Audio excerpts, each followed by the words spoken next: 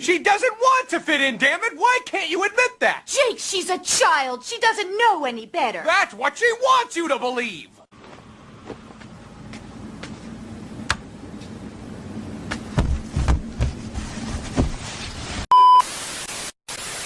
When you look at Daria Morgendorffer, you're not just looking at another animated teen with a monotone voice and a sarcastic personality. You're looking at one of the most psychologically rich characters MTV ever produced. Behind her sharp tongue and thick glasses lies a character who represents what it means to feel everything but show nothing. Her emotional detachment wasn't apathy, it was survival. From the outside, Daria seemed unbothered by everything. She didn't chase popularity, she didn't care about trends, she didn't seek validation. But that wasn't because she was above it all.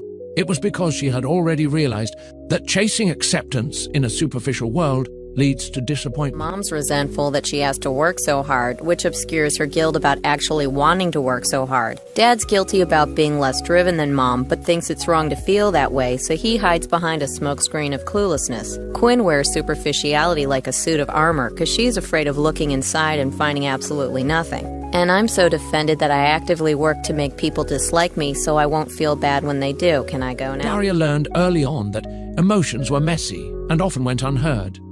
So, she stopped trying to explain herself. She decided to observe instead. Observation became her superpower. She analyzed. She stood back and watched everyone play their roles. Quinn chasing popularity, Kevin acting clueless, Brittany floating through life on charm, and Mr. DiMartino slowly losing his sanity. And that's where her emotional distance began to make sense. It wasn't that she didn't care, it's that she cared too much. And seeing how shallow and repetitive people could be made her want to shut off. Her detachment was a statement. When you're in high school, surrounded by people who care more about social hierarchies than real conversations, sarcasm becomes your armor. Daria's tone, her wit, her monotone delivery, it was all a way to stay in control. Because when you don't show emotion, nobody can manipulate it.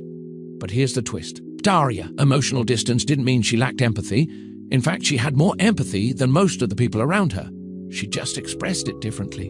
When Jane was hurt, Daria didn't throw out big emotional speeches. She showed up. She stayed. She listened. That's how Daria loved. Quietly, subtly, without fanfare.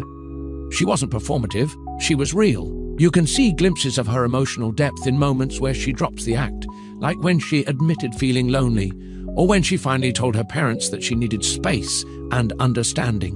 Those were her rare, unguarded moments, and they hit hard because they felt so genuine. Daria's emotional detachment made those small bursts of vulnerability mean so much more. It's easy to label Daria as cold, but that's not fair. She wasn't cold, she was cautious. There's a difference. She knew that opening up too much in a world that rewarded shallowness would only lead to pain.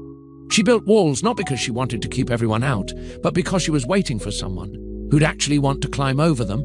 Jane was one of those few people. Trent came close too, even if Daria's crush on him made her more anxious than she'd ever admit. The brilliance of Daria as a show is that it never treated her emotional detachment as a flaw. It treated it as a form of intelligence. In an era of teen shows filled with drama, romance, and stereotypes, she represented the quiet thinkers, the misfits, the overthinkers who used humor to process discomfort. She wasn't trying to be a role model. She was trying to survive adolescence with her integrity intact. And that's why so many people connected with her, especially viewers who grew up feeling misunderstood. Watching Daria wasn't just entertaining, it was validating. She made it okay to not be bubbly or expressive. She made it okay to say, I'm fine and actually mean, I'm processing things in my own way. She became the voice for the emotionally reserved, for those who feel deeply but speak sparingly. Daria's emotional detachment also reflected the era's cultural shift. The late 90s were the golden age of irony, sarcasm, and detachment as cultural identity. It was cool not to care.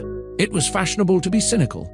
But for Daria, it wasn't a trend, it was a coping mechanism. She was part of Generation X's leftover cynicism, blended with millennial confusion. She wasn't rebelling loudly, she was rebelling quietly through apathy, which made her rebellion even more powerful. The more you watch Daria, the more you realize how deep her emotional landscape really is. Her quiet tone wasn't boredom, it was restraint. Her humor wasn't cruelty, it was commentary. Every dry remark was a reflection of how she processed the absurdity around her. The show used her detachment to reveal deeper truths about teenage life, family dysfunction, and the fear of becoming exactly like the adults you criticize. Even in moments where she could have easily opened up, she chose sarcasm as her shield. When people complimented her, she downplayed it. When people mocked her, she didn't flinch. That composure made her seem untouchable, but it also made her isolated. Daria's emotional detachment cost her connection. It's what made her both powerful and lonely. She wanted real relationships, but was terrified of being hurt or misunderstood.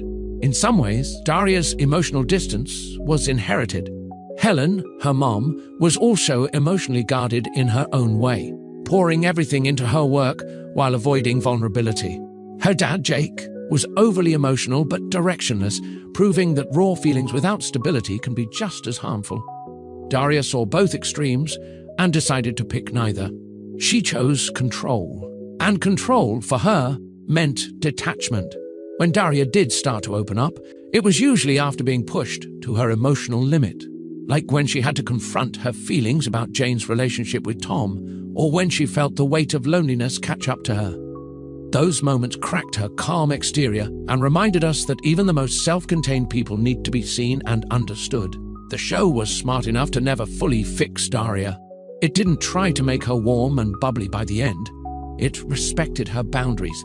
That's what made Daria timeless. It didn't treat emotional detachment as something broken. It treated it as something human, something a lot of people use just to get through the noise of life. And when is it college yet? Rolled around, we finally saw glimpses of growth. Daria started realizing that her emotional detachment could protect her, but it could also limit her. She learned that it's okay to be vulnerable sometimes, that it doesn't make her weak. That realization was subtle, but powerful. It showed that even people who seem unshakable are constantly evolving. The secret behind Daria's emotional detachment was never that she didn't care, it's that she cared so deeply that she had to hide it. She had to protect that sensitivity from a world that wouldn't understand it. Beneath the sarcasm, beneath the eye rolls, beneath the monotone voice, Daria Morgendorffer was one of the most emotionally aware characters of her generation. She just didn't know how to show it in a world that didn't value emotional honesty. And maybe that's why she still resonates today. Because so many people still wear sarcasm as armor. So many people still hide behind humor, detachment, and irony just to keep from getting hurt. Daria was never emotionless. She was just brave enough to admit that emotions were dangerous. And in her quiet, detached way, that made her one of the realest characters ever written.